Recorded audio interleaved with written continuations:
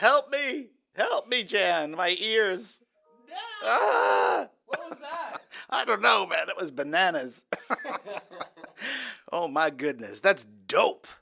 With a cover of You Spin Me Round, originally recorded by Dead or Alive in the 1980s.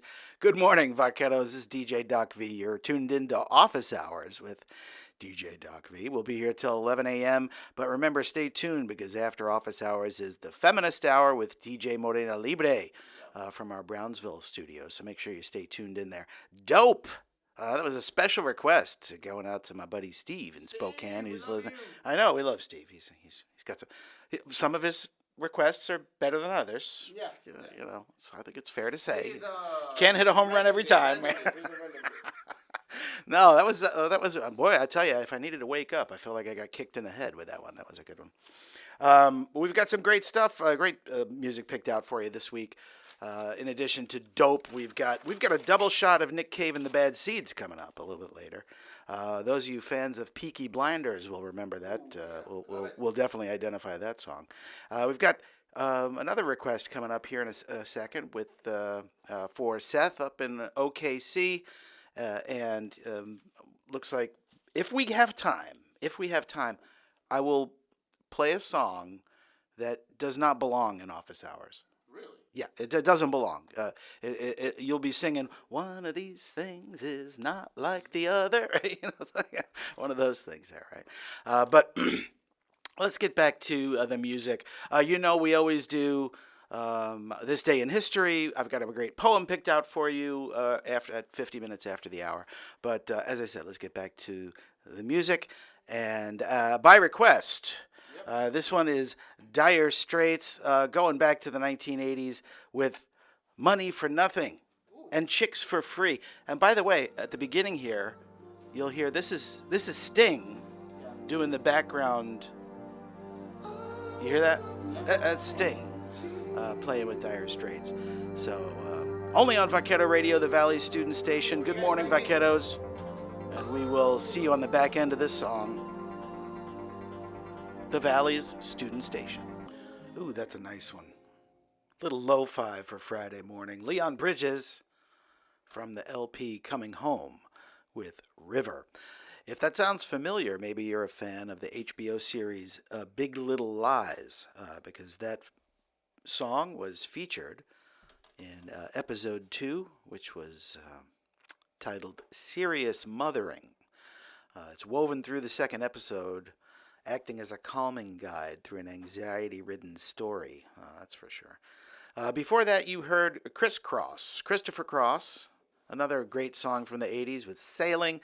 That one going out to Seth in OKC this morning. He's working hard. And then we started off that set with Dire Straits, Money for Nothing, another great 80s song.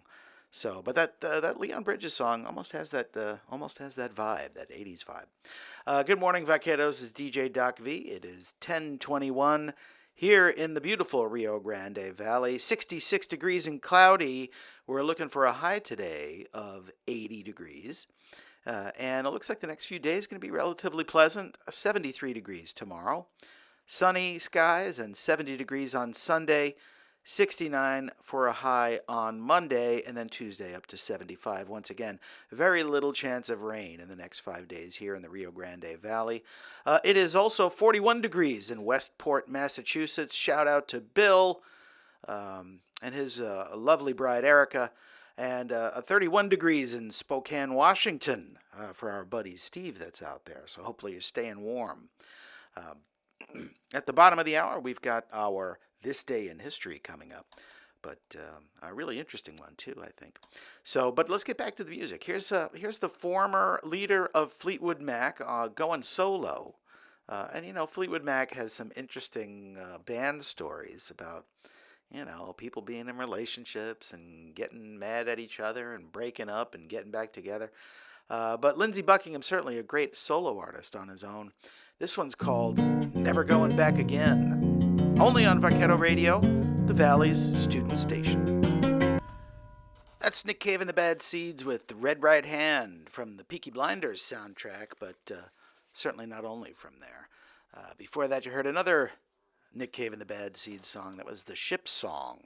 We started off that set with Lindsey Buckingham and Never Going Back Again. That was a live in-studio performance from KCRW's Rare On Air CD collection. I mean, they've got multiple volumes. I remember I first picked that up in the library. Picked up a copy of that disc in the library, borrowed it, and listened to it. I'm like, ooh, this is good. Had to go out and buy a version of myself. On that particular volume, it had Leonard Cohen and Tori Amos doing a duet. It had Evan Dando was on there doing a piece. Los Lobos was on there. Boy, just a great record. If you're a regular listener to Office Hours, you've heard some other of those other tracks from that particular record, that particular KCRW. As we do every week here on Office Hours, we've got your This Day in History. And back in 2006, Oprah Winfrey confronts author James Fry over lying. Interesting story here. Check this out. During a live broadcast of her daytime TV talk show, Oprah Winfrey confronts author James Fry about fabrications in A Million Little Pieces, his memoir about addiction and recovery, which she chose as an Oprah's book club selection in September 2005. A Million Little Pieces, published in 2003, was James Fry's first book. In it, he describes in graphic detail his harrowing experiences with addictions to drugs and alcohol and his time at a treatment center when he was in his early 20s. After Winfrey picked A Million Little Pieces for her popular on-air book club, which launched in 1996, the memoir climbed the bestsellers lists, following in the footsteps of many of the club's previous selections. In October 2005, Fry appeared on the Oprah Winfrey Show to promote his book, which the talk show host had previously said she couldn't put down, quote unquote, calling it a gut-wrenching memoir that is raw and it's so real. Then, and here's the kicker, then in early January 2006, the website The Smoking Gun published an expose claiming court records, police reports, and interviews with a variety of sources showed that Fry had falsified and exaggerated parts of A Million Little Pieces, especially surrounding his criminal past and time spent in jail, in order to make his story more dramatic.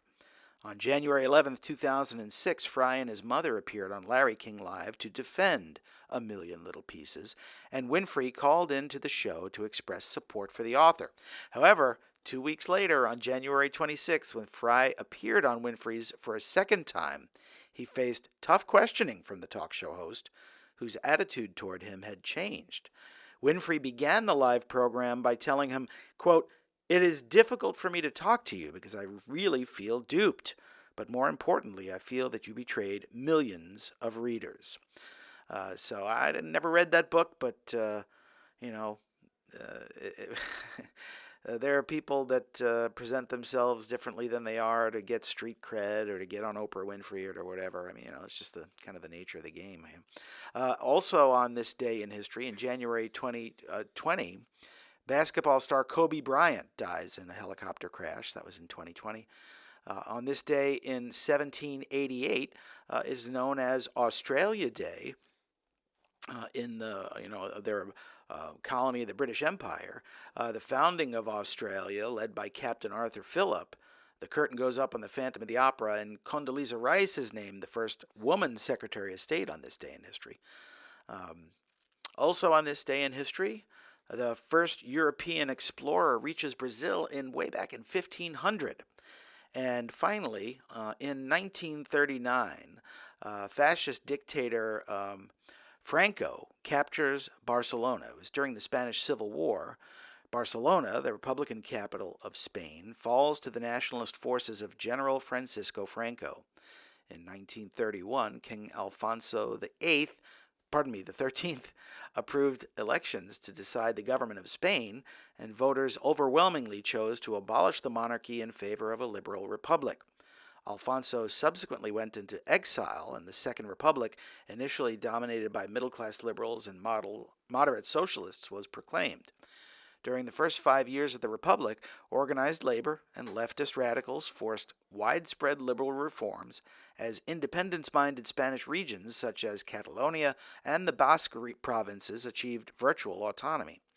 The landed aristocracy, the church, and a large military clique increasingly employed violence in their opposition to the Second Republic. And in July 1936, General Francisco Franco led a right-wing army revolt in Morocco, which prompted the division of Spain into two key camps, the nationalists and the Republicans. Franco's nationalist forces rapidly overran much of the Republican-controlled areas in central and northern Spain, and Catalonia became a key Republican stronghold. During 1937, Franco unified the nationalist forces under the command of the Falange, Spain's fascist party, while Republicans fell under the sway of the communists. Germany and Italy aided Franco with an abundance of planes, tanks, and arms, while the Soviet Union aided the Republican side. In addition, small numbers of communists and other radicals from France, the USSR, and America, and elsewhere formed the international brigades to aid the Republican cause. The most significant contribution of these foreign units was the successful defense of Madrid until the end of the war. In fact, George Orwell, the author, served on the communist side during the Spanish Civil War and wrote a book about his experience called Homage to Catalonia. I remember finding that book in the wasn't even on the shelves at the library in Minneapolis, in the downtown library. I had to request it. It was in the archives or something like that. But a very interesting memoir about what it was like being a soldier during the Spanish Civil War. And he wasn't really he was a volunteer. So that's this day in history. It is 10:42. We got a little bit, a few more songs coming at you on Office Hours. And remember to stay tuned after Office Hours so that you can check out the Feminist Hour, which will be coming up at 11 o'clock. This is DJ Doc V, and you're listening to Office Hours on Vaquero Radio, the Valley's student station. That's The Weekend with I Feel It Coming. That was featuring Daft Punk is on that tune as well. Good morning, Vaqueros. DJ Doc V. It is 10:52 on Friday morning, January 26th. 66 degrees here in the beautiful Upper Rio Grande Valley.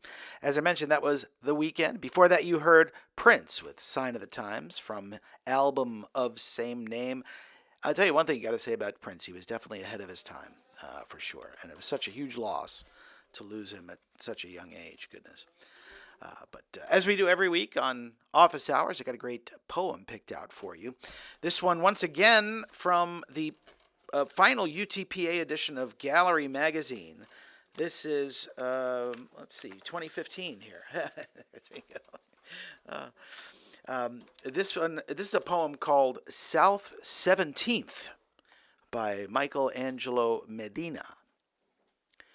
Every night I give my thanks to the far-off stars for burning with just enough candor to permit me the luxury of clumsily navigating the stale streets of South 17th, hopping from one colorless bar to another, while also remaining dark enough to cover me with that thick wool blanket of nighttime obscurity. Were those little distant pinpricks of light any brighter, I might accidentally catch a passing glimpse of myself reflected in the window of the Rex Bakery, illuminated by the faint pink glow of Cine El Rey's lobby lights, and see the mirrored, disappointed look of one who's starting to realize just how much he resembles his alcoholic father. And were the stars to stay their spectral incandescence from me, were they to leave me stranded in the dark, I might surrender myself completely to my vices. That was a poem called South 17th by Michelangelo Medina from the 2015 edition of Gallery Magazine, only on Vaquero Radio. Thanks for tuning in, Vaqueros. We'll be here again next week doing Office Hours.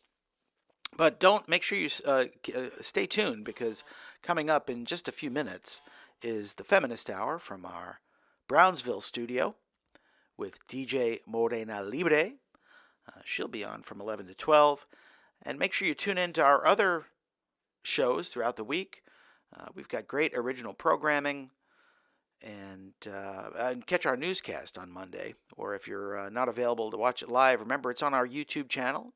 Make sure you're following us on our social media outlets. Download that RadioFX app for your smartphone so you can take Vaquero Radio with you wherever you go. Here's a song that, I guess it fits in fine with office hours. This one's called Killing Me Softly. It might sound like, I know that one. No, this is the version by the Fugees with Ms. Lauryn Hill. Thanks for tuning in, Vaqueros. This is DJ Doc V. Make sure you stay tuned. The Feminist Hour coming up at the top of the hour. Here's Fugees with Killing Me Softly with his song.